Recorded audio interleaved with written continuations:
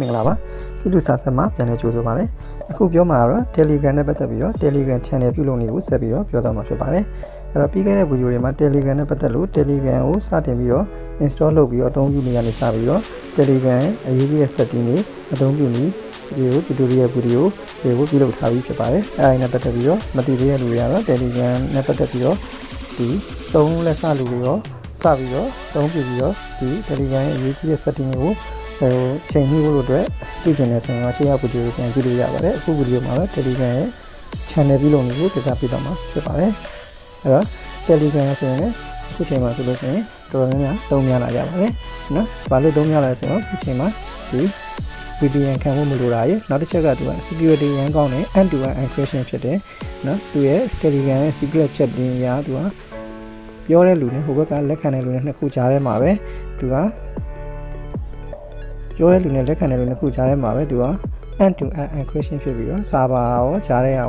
ဝင်ရောက်ပြီးတော့ဒီကြည့်ရှုလို့မရတဲ့အတွက်ကြောင့်မို့လို့သူက security ရန်ပို့ပြီးတော့ကျန်တဲ့ messaging platform တွေပိုကောင်းတဲ့အတွက် Telegram ပို့ပြီးတော့အသုံးများလာကြတယ်ပြီးတော့သူ့မှာလည်း Facebook page တို့လိုပဲဒီမှာလည်း channel ရှိတယ်အဲ channel နဲ့ပြီးတော့ဒီ promotion တွေတင်ကြားရေးတွေကိုအများကြီးလုပ်လို့ရပါတယ်အဲတော့ Telegram နဲ့ကိုဝင်လိုက်ပါမယ်အဲ့တော့ဒီ Telegram နဲ့ကိုဝင်ရမှာ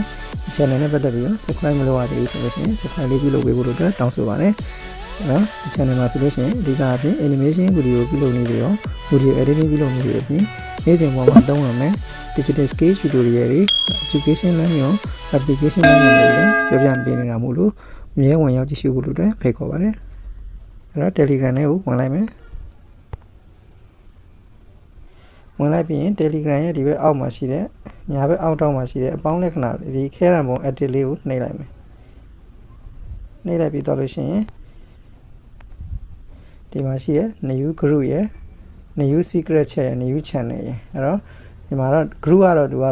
သူမှာ limited number ရှိတယ် 200,000 ထိရတယ်အဲ့တော့ channel ကတော့သူက unlimited ပဲเนาะ follower unlimited လုပ်လို့ရတယ်အဲ့တော့ new channel ဆိုတာလည်းဝင်လိုက်မယ် group ဖွဲ့နည်းနဲ့ new secret chat ကတော့နောက်ဗီဒီယိုကြမှာပဲပြောသွားမယ်ခုက channel ကတော့ပို့ပြီးတော့ channel လေးကိုပဲအရင်ပြောလိုက်မယ် new channel ကိုနှိပ်လိုက်မယ်နှိပ်လိုက်ပြီးဒီမှာ channel name လေးကိုရေးမယ်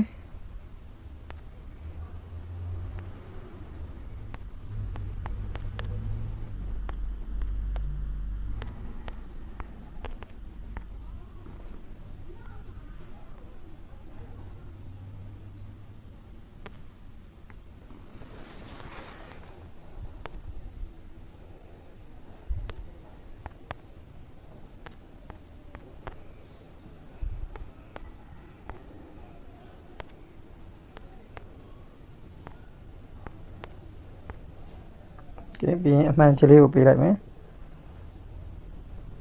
အဲ့တော့ဒီမှာရွေးခိုင်းမယ် public channel နဲ့ private channel နဲ့ဆိုပြီးတော့ရွေးလို့ရတယ်ကိုက public လောက်မှာဆို public private channel လည်းရှိတယ်နော် private channel can only be joined by the invited link အဲ့တော့ private channel ကတော့ကိုယ့်ရဲ့ဒီ invite လုပ်လိုက်တဲ့ link ရရှိတဲ့လူတွေရမယ်သူကကြည့်ရှုလို့ရမှာပေါ့နော်ဒါ public channel အနေနဲ့လည်းprivate channel အနေနဲ့လည်းထောင်ပြီးတော့ဒီ private group တွေမှာကြော်ညာတယ်လို့သင်ကြားရေးလို့တို့မျိုးလုပ်လို့ရတယ် public channel ကတော့ဒီ in all search you can anyone can join them နော်လူတိုင်းရှာဖွေ public မှာရှာရင်တွေ့နိုင်ပြီးတော့လူတိုင်း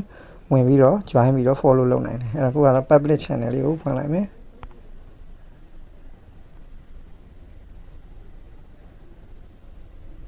ပြီးရင်အမှန်ချလေးကိုနှိပ်လိုက်မယ်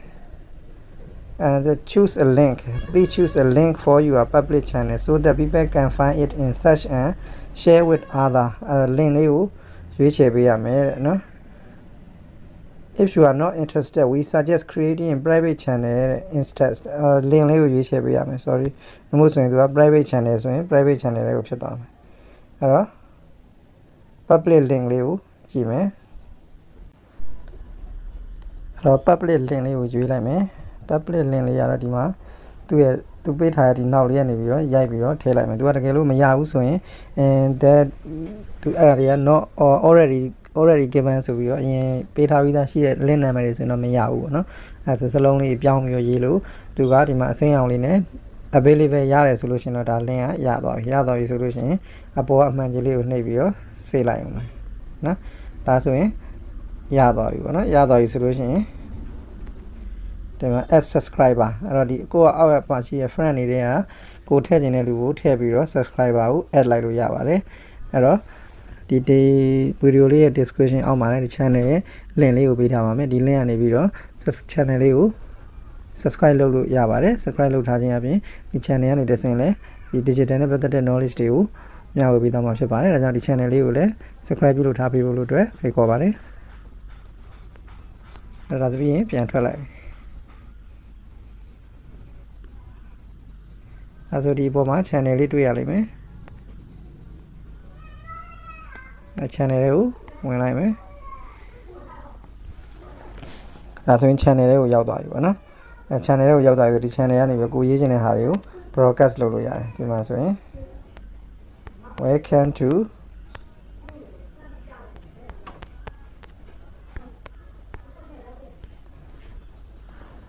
ဒါလေးကို broadcast လုပ်လို့ရပြီဒါလေး broadcast လုပ်လို့ရှိရင်ကိုယ့်ရဲ့ subscriber တွေကဒါတွေ့ရမှာဖြစ်တယ်ဒီ channel လေးကိုပြီးရင်ဒီအဆက်လေး30ကနေပြီးတော့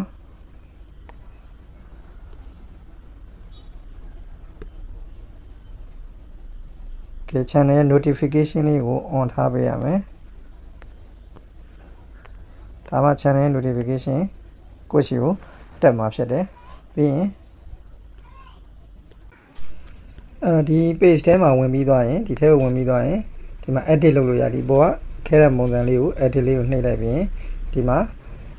နော် photo တွေ video တွေထည့်လို့ရတယ်ဒီမှာ photo ဆိုပြီးတော့နှိပ်လိုက်လို့ရှိရင်ကိုကြိုက်တဲ့ဟာကိုထည့်လို့ရတယ်အခုလောဆယ်တော့ဒီမှာ photo ကမလောက်ရသေးတဲ့အတွက်ကြောင့်မလို့နော် photo မလောက်ခုလောဆယ် photo ကမလောက်ရသေးတဲ့အတွက်ကြောင့်မလို့မထည့်သေးဘူးနော်description ရေးလို့ရတယ် description မှာ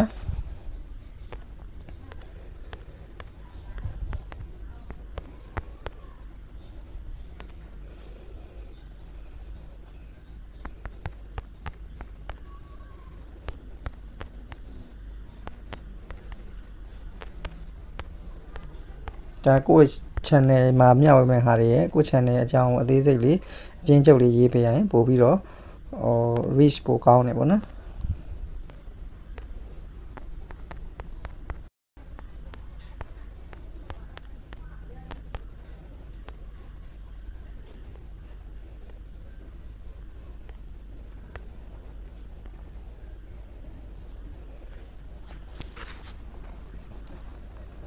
ဒီမှာ description လေးရေးပြီးပါပြီ description လေးရေးပြီးသွားလို့ရှိရင် channel type က publish discussion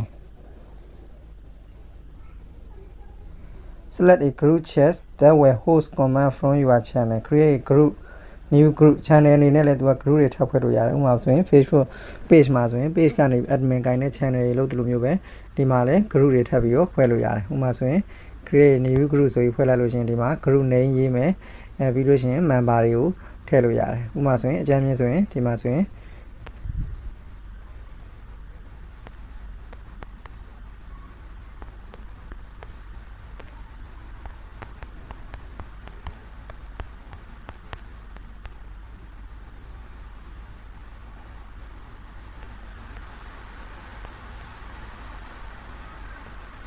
ပြီးရင်အမှန်ချစ်လေးကိုနှိပ်လိုက်လို့ရှိရင်ဒါဆိုရင် new group ရပါပြီနော်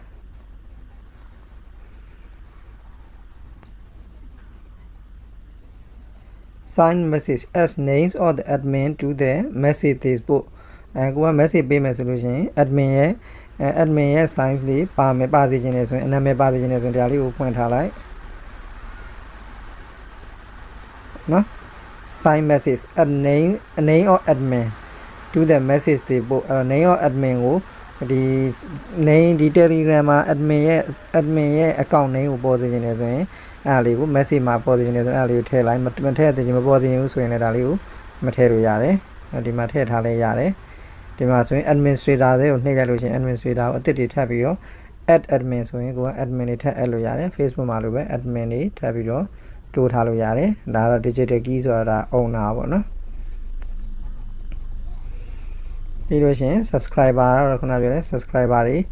နော် add subscriber ဆိုပြီးတော့ subscriber တွေကိုကိုယ် contact ထဲကနေပြီး add လုပ်လဲရတယ်ခုန link ကနေတဆင့်ပြီးတော့လဲသူကပြန်ပြီးတော့ subscriber တွေကို share ပြီးတော့လက်ခံလို့ရတယ်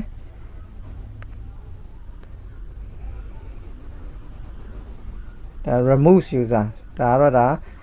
users တွေကနေပြီးတော့မှ channel တွေကနေပြီးတော့ admin ကနေပြီးတော့မှဒီ user ကိုဖယ်ဖြစ်ချင်တယ်ဆိုရင်ဖယ်ဖြစ်လို့ရတယ်ပေါ့နော်အဲ့လိုဖယ်ပြီးသွားပြီဆိုလို့ရှိရင်တော့သူက can rejoin ပိုင်းရတဲ့ invite link ကနေပြန်ပြီးတော့အဲ့ဖယ်ခံရလူကပြန်ပြီးတော့ join လို့မရဘူးတဲ့ဒီ channel ကနေပြီးတော့နော်အဲ့ဆိုရင်delete channel ဆိုရင်တော့ channel ကိုဖျက်ချင်တယ်ဆိုရင်တော့ဒီကနေပြီးတော့ delete လုပ်လိုက်ရင် channel ကတော့ဖျက်လို့ရပြီပြီးရင်ဒီမှာအမှန်ကြီးလေးကိုနှိပ်ပြီးစေးလိုက်မယ်နော်ပြီးမှနောက်မှဒီ channel ကိုပြန်ပြီးတော့ကျွန်တော် AC မှာဒီမှာပုံနေပါတယ်ကိုပြန်ထည့်လိုက်မယ်ကိုလောစီကတော့ဒီတိုင်းလေးပဲထားလိုက်မယ်เนาะအဲဒါဆိုရင် channel တစ်ခုပြုလုပ်နေပေါ့နော်အဲ channel တွေကိုဝင်ပြီး channel တွေကိုရောက်သွားပြီပေါ့နော်ဒါဆိုရင် channel ထဲမှာကိုကြိုက်တာကိုရေးလို့ရတယ်ပေါ့နော်ဒီမှာအစာရေးပြီးတော့ attach လုပ်မယ်ဆိုလို့ရှိရင်ဒီဟာလေးကနေပြီးတော့ဗီဒီယိုတွေကိုတင်လို့ရတယ်เนาะဒါbyte message ကိုတရားဖိထားပြီး byte message ကိုပို့ခြင်းလည်းပို့လို့ရတယ်နော်ဒီမှာ sticker တွေ emojis တွေရှိတယ်နော်အဲဒါတွေကဒီတိုင်းပဲထားလိုက်မယ်အဲ့တော့ channel ရတဲ့ page လိုပဲကို channel ကို subscribe လုပ်ထားတဲ့လူတွေအကုန်လုံးကိုဒီကနေတစ်ဆင့်အကုန်လုံးပြုလုပ်လို့ရတယ်ပေါ့နော်အဲ့တော့ဒီမှာ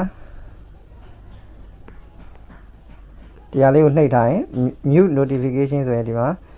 mute for 1 hour mute for 8 hour mute for 2 day disable ဒါဆိုရင်ဒီ channel ရတက်လာ notification တွေကိုမမြင်ချင်ဘူးဆိုရင်ခဏပိတ်ထားလို့လည်းရတယ်နော်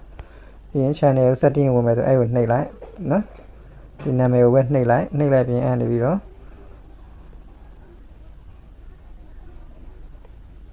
ဒီ edit လေးကိုနှိပ်ပြီးတော့အကုန်လုံးပြန်ပြီးတော့ edit လုပ်လို့ရပါတယ်ဒီမှာ photo တွေ video တွေကိုထည့်လို့ရတယ်နော်အဲဆိုရင် channel လေးရသွားပြီနော်ပြန်ထွက်လိုက်လို့ရှိရင်ဒါကိုယ့်ရဲ့ Telegram အောက်မှာနော် channel တစ်ခု Telegram အောက်မှာဆိုရင် channel တစ်ခု group တစ်ခုရောက်နေတာတွေ့ရလိမ့်မယ်ဒီမှာ group လေးခုန create လုပ်ထားတဲ့ group လေးရှိတယ်ပြီးရင်ဒီဟာတော့ channel လေးရှိတယ်ဒါကတော့ကို follow လုပ်ထားတဲ့ Telegram တစ်ဆိုတဲ့ဟာတခြားဟာတွေရှိရင်လည်းဒီအောက်မှာပေါ်လိမ့်မယ်ပေါ့နော်ဒီအောက်ကတော့ contact တွေ Telegram ရဲ့ contact တွေပေါ့နော်အဲဆိုရင်ဒါဆိုရင်ဒါကိုယ့်ရဲ့ Telegram လေးရသွားပြီပေါ့နော်ဒီမှာ setting လေးကြည့်ရင်ဒီကနေပြီးတော့ကြည့်တယ်ဒီ setting နဲ့ပတ်သက်ပြီးတော့အသေးစိတ်အသုံးဝင်ပုံလေးတွေအသုံးပြုလေးတွေဗီဒီယိုတစ်ခုသက်လုပ်ထားတာရှိပါတယ်အဲဗီဒီယိုလေးတွေကိုတော့ဒီ description အောက် link ထဲမှာလည်းဝင်ပြီးတော့ကြည့်လို့ရပါတယ်အဲ့တော့အခုလောဆယ်တော့ဒါတော့ Telegram channel ပြုလုပ်နေတယ်ပါအဲ့ဒီ channel လေးကိုလည်း subscribe ပြုလုပ်ထားပေးပါဒီ channel လေးရဲ့တစ်ဆင့်လဲ animation video ပြုလုပ်နေတယ်နောက်တစ်ခါတချို့ဟာတွေကြောက်လေ YouTube channel မှာတင်လို့အဆင်မပြေတဲ့ဟာမျိုးတွေတချို့ knowledge တွေ share လုပ်ချင်တာလေးတွေအဲ့ဒါလေးတွေကို how to လို့နော် best or the top 10လို့အဲ့ဒါလေးနဲ့ပတ်သက်တဲ့ဟာလေးတွေဒီမှာဒီ Telegram channel လေးမှာရေးပြီးတော့တင်သွားဖို့လည်းရှိပါတယ်အဲ့တော့ဒီ Telegram channel လေးကိုလည်း subscribe ပြုလုပ်ထားဖို့အတွက်ဖိတ်ခေါ်ပါတယ် YouTube channel ကိုလည်း subscribe မလုပ်ရသေးတဲ့လူတွေအတွက်လည်း subscribe လေးပြုလုပ်ထားပေးဖို့ဖိတ်ခေါ်ပါတယ်အားလုံးကြည့်ရှုပေးတဲ့အတွက်ကျေးဇူးတင်ပါတယ် thanks ပါ